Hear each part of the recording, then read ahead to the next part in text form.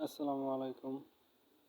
তো আজকে চলে আসলাম একটি জায়গায়, যে জায়গাটি অত্যন্ত সুন্দর এবং কি অত্যন্ত উম, ভালো লাগবে। আসলে সেই জায়গাটি অনেক সবজি চাষ করা হয়, যারা অনেক পরিশ্রমের বিনিময়ে এরকম সবজির চাষ করে।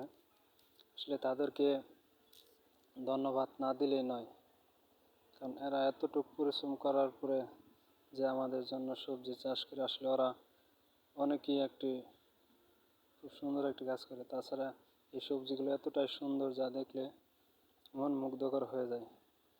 আসলে এদিকে সবজির দাম প্রচুর পরিমাণে কম।